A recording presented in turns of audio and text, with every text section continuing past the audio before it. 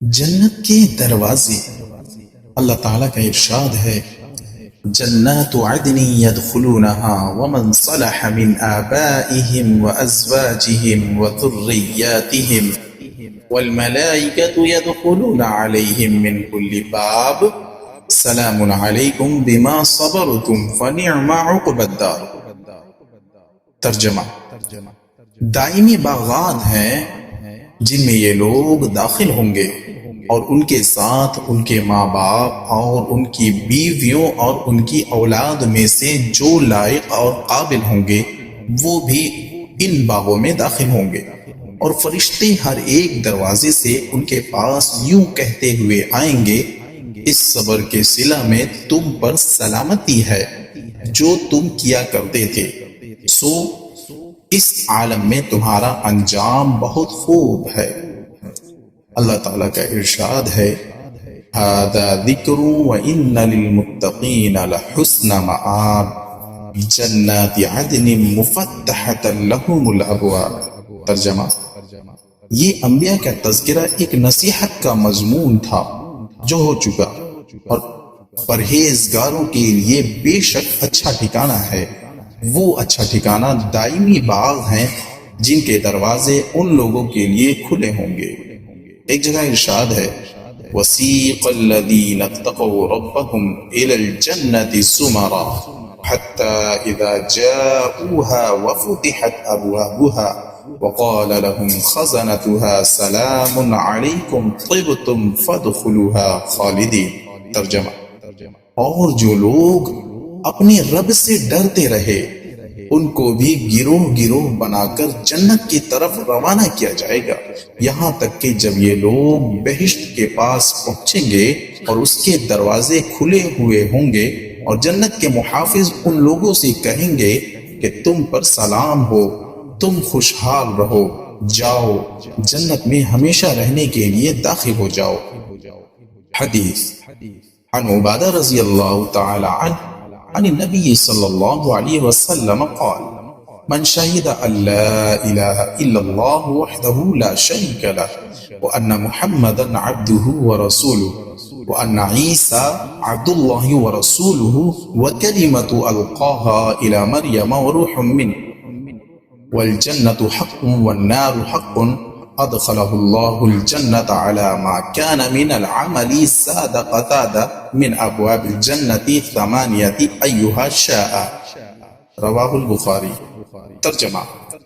حضرت عبادہ رضی اللہ عنہ نبی کریم صلی اللہ علیہ وسلم کا ارشاد نقل کرتے ہیں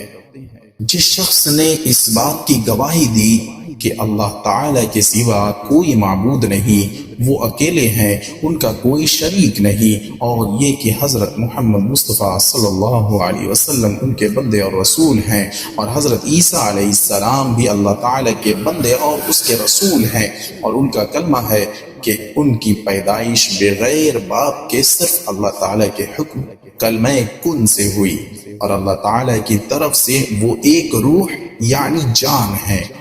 جس جان کو حضرت جبرائیل علیہ السلام کی پھونک کے ذریعہ حضرت مریم علیہ السلام کے بطن تک پہنچایا گیا۔ حضرت جبرائیل علیہ السلام نے حضرت مریم علیہ السلام کے گریبان میں پھونکا تھا، اور یہ کہ جنت برحق ہے، دوزخ برحق ہے، جو ان سب کی گواہی دے خواہ اس کا عمل کیسا ہی ہو، اللہ تعالیٰ اسے جنت میں ضرور داخل فرمائیں گے۔ بعض حدیثوں میں اضافہ بھی ہے کہ وہ جنت کے 8 دروازوں میں سے جس سے چاہے داخل ہو جائے۔ حدیث نمبر 2 ان رسول اللہ صلی اللہ علیہ وسلم قال من انفق زوجین فی سبیل اللہ نودی من ابواب الجنہ یا عبد اللہ هذا خیر فمن كان من اہل الصلاة دعی من باب الصلاة ومن كان من اہل الجہاد دعی من باب الجہاد ومن كان من أهل الصيام دعي من باب الريان ومن كان من أهل الصدقة دعي من باب الصدقة۔ فقال أبو بكر رضي الله عنه بأبي أنت وأمي يا رسول الله ما على من دعي من تلك الأبواب من ضرورة فهل يدعى أحد من تلك الأبواب كلها؟ قال نعم وأرجو أن تكون منه رواہ البخاری۔ ترجمہ، رسول اللہ صلی اللہ علیہ وسلم کا ارشاد ہے کہ جس نے اللہ تعالیٰ کو راضی کرنے کے لیے کسی چیز کا جوڑا خرچ کیا، اسے بطور احترام و اکرام کے جنت کے ہر دروازوں سے بلایا جائے گا۔ ہر دروازے پر بلانے والا کہے گا، ارے اللہ کے بندے، یہ دروازہ اچھا ہے، لہٰذا آپ اس دروازے سے داخل ہو جائیں۔ جس شخص کا خصوصی تعلق نماز سے ہوگا، وہ نماز کے دروازے سے بلایا جائے گا، اور جس کا خاص تعلق جہاد سے ہوگا، اسے جہاد کے دروازے سے بلایا جائے گا،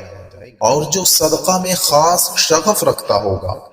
اسے صدقہ کے دروازے سے بلایا جائے گا، اور جو خاص شوق روزے سے رکھتا ہوگا، اسے روزے کے دروازے سے بلایا جائے گا، یعنی باب الریان سے بلایا جائے گا۔ حضرت ابو بکر رضی اللہ عنہ نے عرض کیا کہ کیا کوئی ایسا بھی ہے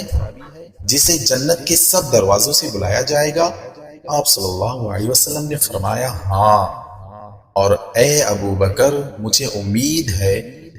یعنی یقین ہے کہ تم ان لوگوں میں سے ہوگے جن کو جنت کے سب دروازوں سے بلایا جائے گا۔ فائدہ، جنت کے 8 دروازوں میں سے 4 دروازوں کا ذکر اس حدیث میں ہے۔ نمبر 1 نماز، نمبر 2 جہاد، نمبر 3 صدقہ، اور نمبر 4 روزہ۔ باقی 4 دروازوں میں سے ایک دروازہ حج کا ہے، دوسرا دروازہ غصہ کو پینے والے اور لوگوں کو معاف کرنے والوں کے لیے، تیسرا دروازہ توکل والوں کے لیے، چوتھا دروازہ ذکر کا ہے یا علم کا ہے، واللہ اعلم۔ حدیث نمبر 3، والذی نفسی بیدی انما بین المصراعین من مصارع الجنة کما بین مکہ وحجر وکما بین مکہ وبصرہ۔ ترجمہ، رسول اللہ صلی اللہ علیہ وسلم کا ارشاد ہے کہ قسم ہے اس ذات کی جس کے قبضہ میں میری جان ہے، بلا شبہ جنت کے 2 پٹوں کے درمیان اتنا فاصلہ ہے جتنا کہ مکہ اور حجر کے درمیان ہے، یا یہ فرمایا کہ جتنا فاصلہ مکہ اور بصرہ کی درمیان ہے۔ حجر بحرین کی ایک بستی کا نام ہے، اور بصرہ شام میں ایک شہر کا نام ہے جو دمشق سے 3 مرحلوں کے فاصلہ پر ہے۔ حدیث نمبر 4،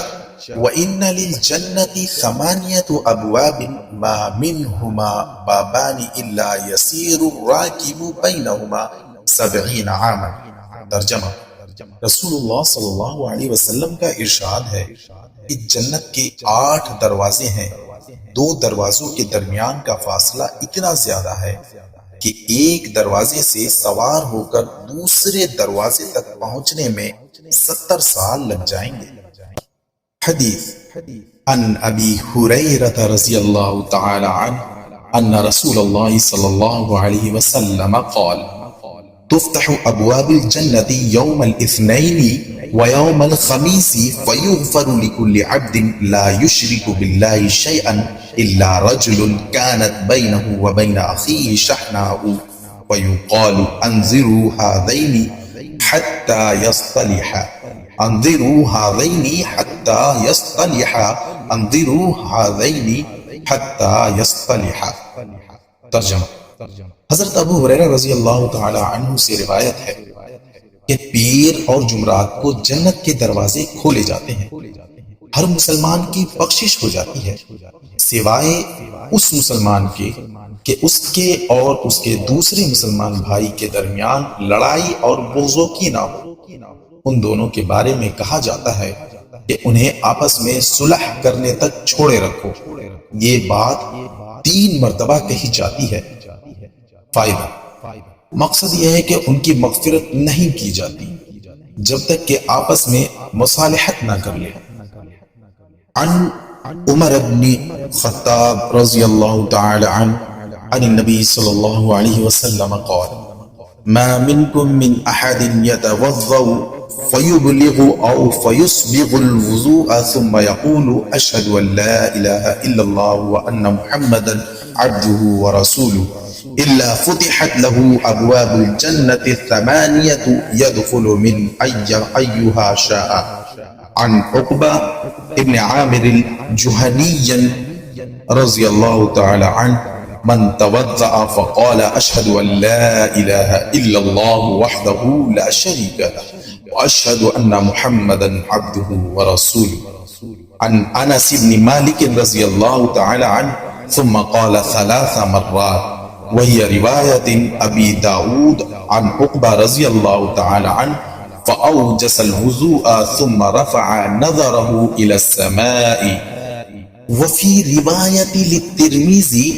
عن عمر بن الخطاب رضي الله تعالى عنه: من توضأ فأحسن الوضوء ثم قال أشهد أن لا إله إلا الله وحده لا شريك له وأشهد أن محمدا عبده ورسوله اللهم اجعلني من التوابين واجعلني من المتطهرين. ترجمہ: حضرت عمر ابن خطاب رضی اللہ تعالی عنہ سے روایت ہے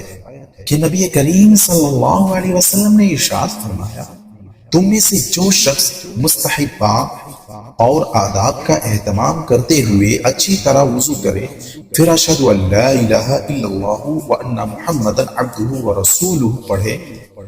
اس کے لیے یقینی طور پر جنت کے 8 دروازے کھول جائیں گے، جس سے چاہے داخل ہو جائیں۔ حضرت عقبہ ابن عامر جوہنی رضی اللہ عنہ کی روایت ہے کہ اشہد ان لا الہ الا اللہ وحدہ لا شریک لہ واشہد ان محمدا عبدہ ورسولہ کا پڑھنا مذکور ہے۔ حضرت انس بن مالک رضی اللہ عنہ کی روایت میں 3 مرتبہ ان کلمات کا پڑھنا مذکور ہے۔ ایک دوسری روایت میں حضرت عقبہ رضی اللہ عنہ سے وضو کے بعد آسمان کی طرف نگاہ اٹھا کر ان کلمات کا پڑھنا ذکر کیا گیا ہے۔ ایک اور روایت میں حضرت عمر ابن خطاب رضی اللہ عنہ سے یہ کلمات نقل کیے گئے ہیں: اشہد ان لا الہ الا اللہ وحدہ لا شریک لہ واشہد ان محمدا عبدہ ورسولہ اللہم اجعلنی من التوابین واجعلنی من المتطہرین۔ ترجمہ: میں گواہی دیتا ہوں کہ اللہ تعالیٰ کے سوا کوئی معبود نہیں، جو اکیلا ہے، اس کا کوئی شریک نہیں، اور میں گواہی دیتا ہوں کہ محمد صلی اللہ علیہ وسلم اس کے بندے اور رسول ہیں۔ اے اللہ، مجھے توبہ کرنے والوں اور پاک صاف رہنے والوں میں سے بنا۔